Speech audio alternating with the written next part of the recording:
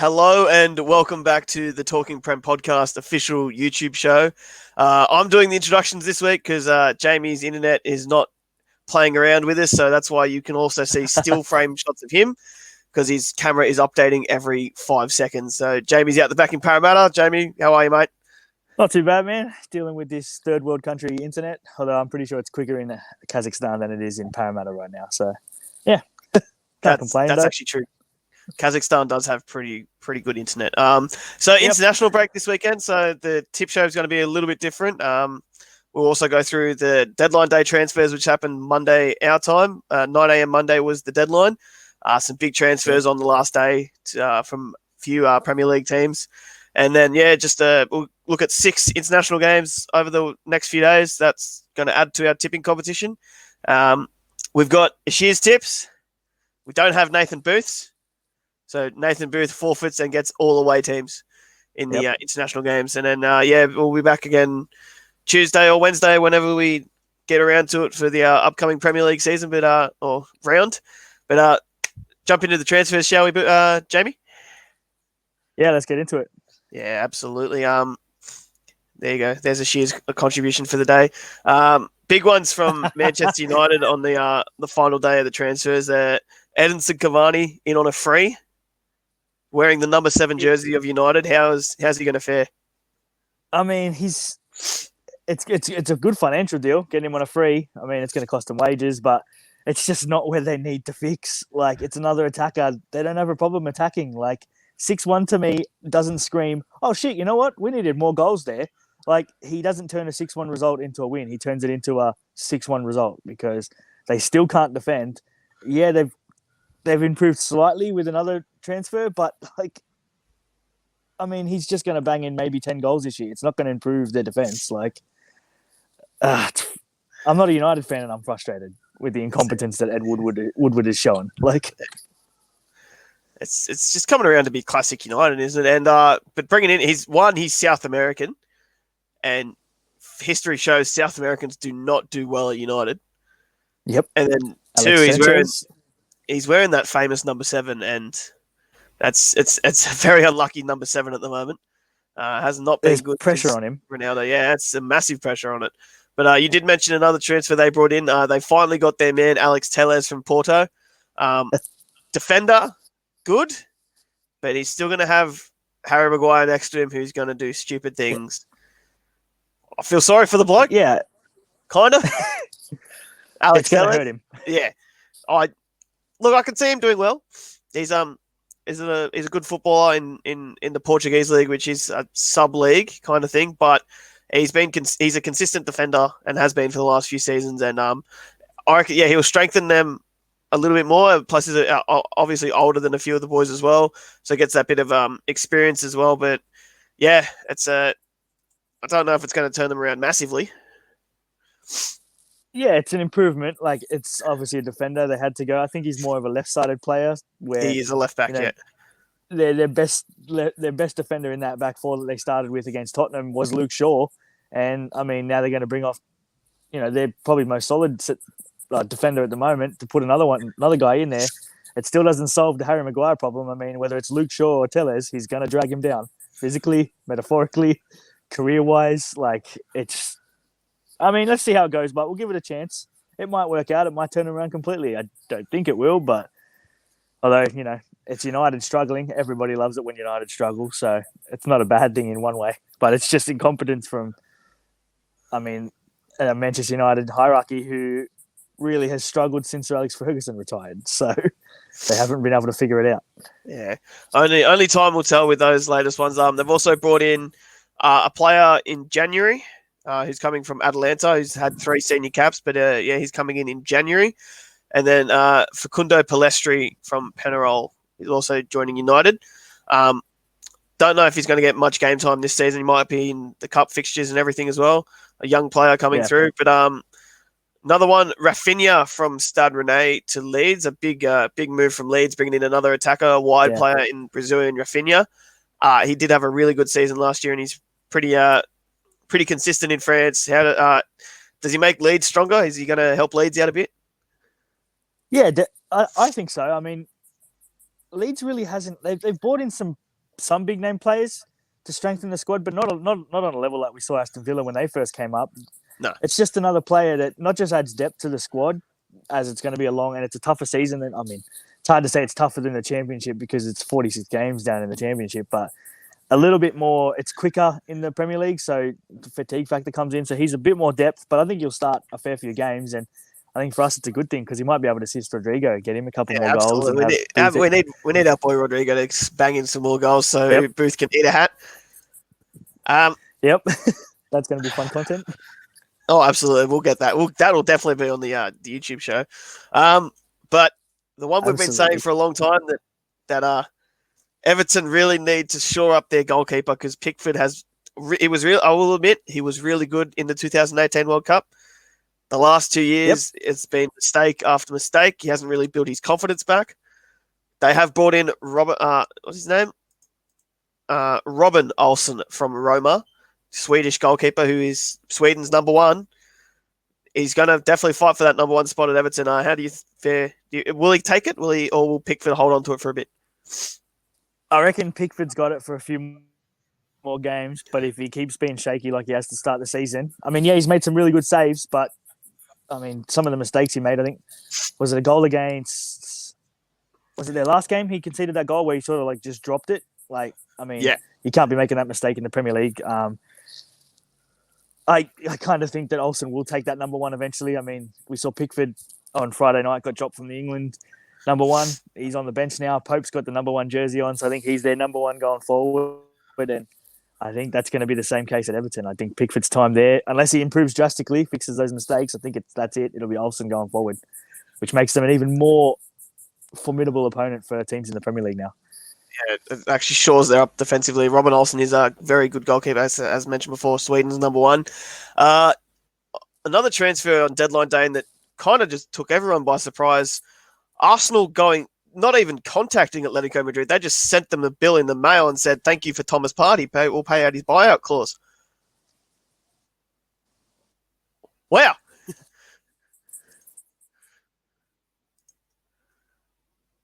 And I've lost Jamie. Now I'm by myself. I don't like this. Yeah, it was a surprising one. There he is. It just sort of popped up. But credit to Arsenal and Mikel Arteta. He knows what he needs. Do you praise the way he went about that? It's pretty ballsy stuff. But what?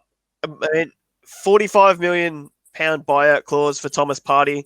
Can you hear me? Well, that was a massive delay. Yeah. Came off. Am I back? No, you're back. Oh, what the fuck is going on here? It literally dropped out for massive 10 seconds. Am I back? Yeah. I don't know what the hell happened there. You were talking and then all of a sudden I couldn't reply. Just a little edit. Should be right. Just technical. Apologies for the technical difficulties. As I said, third world country, Parramatta. Ridiculous. Thomas Partey, it's a massive improvement. He's easily one of the best defensive midfielders in Europe at the moment. Bit of a strange way to go about it. Just straight up paying out the buyout clause without even contacting anyone. But buyout clauses are in the contract. Might as well fucking exploit them. That's why they're there, because Atletico Madrid would have priced him to what they want. And if Arsenal's willing to pay it straight up, you don't have to negotiate. If they're happy to pay the price, take it. And it's a huge improvement. It's going to make them a little bit more solid through that sort of midfield and defense role, because that's probably their defense is probably their weakest point, as we saw against Sheffield United. Dizzy McGoldrick sort of exploited them, but it's a good move for them. It seems like a lot of the big names, like Arsenal, Liverpool, let's even throw Aston Villa in there now, and Chelsea have bought in areas that they needed to strengthen. Whereas you look at Manchester United, they didn't. They just bought in areas that were already strong. So, it's a very good point. I will also take the time to now acknowledge that Jamie is moving around. He's no longer still framed. Welcome back to the world of the living. You should probably just stand right under that tree. I'm not even 2 meters from where I was sitting. So the amazing. Stand under the tree. We're back. Good to have you back, mate. But I will end on one final little note. Theo Walcott, Premier League stalwart, he's going back to where it started, on loan to Southampton. Nice. Look, he had all the promise in the world. Theo Walcott, just didn't live up to the expectation. Not saying that he had a terrible career, don't get me wrong, but yeah, I don't think he lived up to the expectation that was pretty much forced onto his shoulders. But it is good to see him still around, and back home at Southampton. I really hope he does well. Yeah, when he burst on the scene, it was he was going to be the next major thing for England, and I think an injury sort of cut his speed down a bit. Extra injuries sort of hampered him a bit more, but yeah, good to see him back at Southampton. Amazing the players that youth system has produced. Like when you look at it, it's phenomenal. But yeah, it's good to see him still kicking around. He has had a good career. He's made a lot of money. Played for some really big clubs in Arsenal, Everton. Now he's moving back home to Southampton. Fair play to him. At least he's still kicking around. Yeah, absolutely. I don't know why we just keep saying it anyway, but it's stuck. It is. So that's pretty much the transfers. Deadline day is over. I'd like to take this opportunity to thank everyone for having me involved with the Talkin Pred podcast. Now that my segment's gone for the next 6 months, I might as well just fucking hit the road. I'll be back in January. Well, we need you for the tip show and the banter. So once the transfers open back up, I'll be back on the show, boys. No, we need you for the banter. The 3-man show with people that talk, it just works better. So you'll be sticking around. Hashtag, yeah, absolutely. But I think, different tip show. No Premier League this weekend, which really disappoints us all. But international football's on. First international break. Jamie, host of the show, has picked 6 matches for us to tip on and watch over the weekend with very close attention. See how some Premier League boys go here and there. You want to go through them, mate? Match number 1? Yeah, introduce the games. I got my scores. I got Aashir's scores. Unfortunately, we don't have booths. So sucks to be him. Away teams. The away teams. So the 6 games that our kind host has asked us to watch and tip on this weekend, it is England versus Belgium, Scotland versus Slovakia, Ireland versus Wales, a big UK derby, that one. Yep. France, Portugal, the 2016 Euro final rematch. Norway versus Romania with Erling Haaland steering the ship for Norway there. And Croatia, Sweden. So Everton new boy Robert Olsen in the mix there as well. All right, let's start with yours and Aashir's tips, mate, and then I'll jump in after. Aashir's gone 3-1 Belgium for the England-Belgium game, and I'm going to go 2-0 Belgium. I don't think we'll score. It's not the same squad that we're used to seeing for England, and Belgium are just a class above. So, yeah, I'll go 3-1. I'll go 2-0 Belgium. I'll go 2-1 Belgium.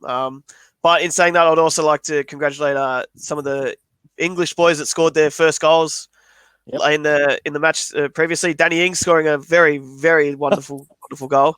But Connor Cody getting on the score sheet, and was it Calvert-Lewin getting a goal as well? Calvert-Lewin got a goal, yep. So that man is on fire. So congratulations to the English boys there. But unfortunately, you're going to lose to Belgium. Yeah, they're just look at that squad. They're just unbeatable. Like, yeah, we're good. We got youth. We're building for the World Cup, but that Belgium squad is just something else. They're number 1 for a reason. So, and congrats, Jack Grealish. I said it on the show on Tuesday, but well done, man of the match. He's just something else, man. I don't know why I doubted him, but yeah, I did. So yeah, because you're a fool. That's why. Absolutely. All right, next game, please. Next game is Slovakia, Scotland. She has gone for a 1-1 draw. I'm going to go for a 2-0 Scotland win. I follow a bit of the Scottish Premiership and how they're going with that national team. I think they've got some real good players in the Premier League, and I think Scotland's going to do Slovakia 2-0. They're building for Israel as well. So I'm going to say a 1-0 win to Scotland. No offense to Slovakia or our Slovakian listeners, but the Scottish boys have got you. And Booth gets the away team, which I think is Slovakia. So and watch Slovakia win. Yeah, that'll be it. Like, God damn it. The next one is Wales Ireland, the UK derby, as you said. Obviously, we destroyed Wales. Obviously, they're without Gareth Bale, so it's not a proper Wales team. But she's gone Wales 2-0. I think it's going to be a 1-1 draw. I think Ireland's got enough to get something out of this game, even though Wales did look good in part against England. I think 1-1 draw on the cards. I'm going to say 2-1 Wales. I think, as you said, Ireland will probably get something out of it, but I think Wales will score a late one. I think Wales will score a late one and take it away from break the heart. Yeah. Nice. Typical Welsh fashion. Yeah. I'm not sure. I think Gareth Bale is in the squad as well, so I'm not sure if he's going to play this one. Because I know there's the whole quarantine thing. I think he's ready for Tottenham next game. So I'm not sure if he's going to be able to play for Wales. But if he does, then that might change my mind. But yeah. Next is France-Portugal. She's going 2-1 France. This is a tough one because they're both really good squads. I think it's going to be a 2-2 draw because Portugal's got more than enough to get something.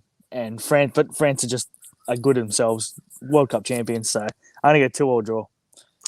I think France are going to blow them out of the park. Yeah? I think it's going to be 3 or 4-1.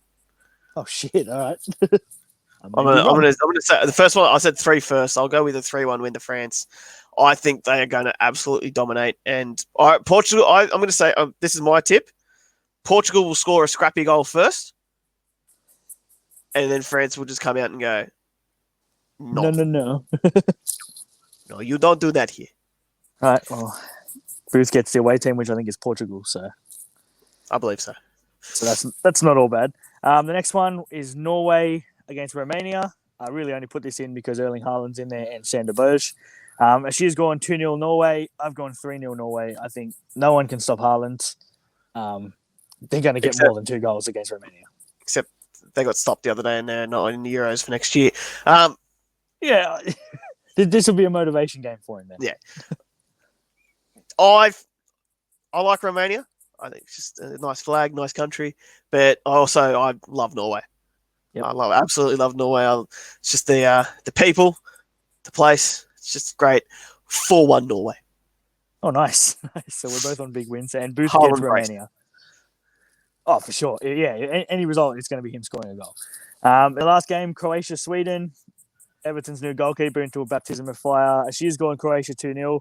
I think Croatia 3-1. Croatia were in the World Cup final for a reason. They're a really good side. I hate them because they knocked England out, but they are still a really good side. So, yeah, 3-1. I'm going to put my faith in the Swedish people here.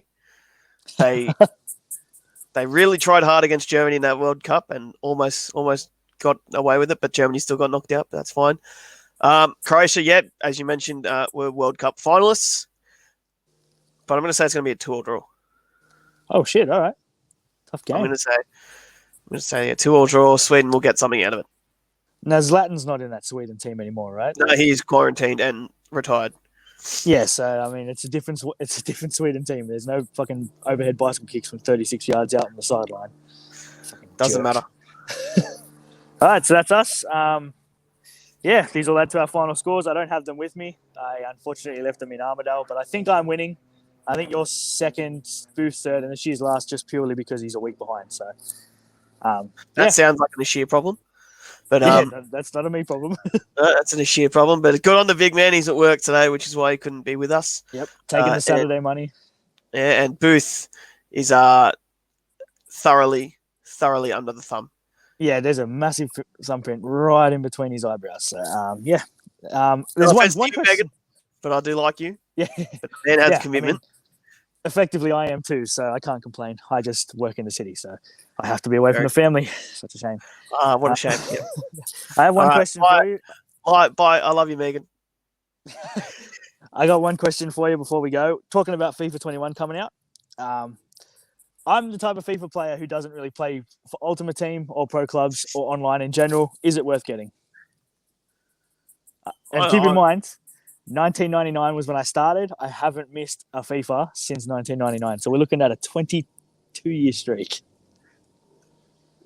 This career mode is actually really good. They have put a lot into this year's career mode.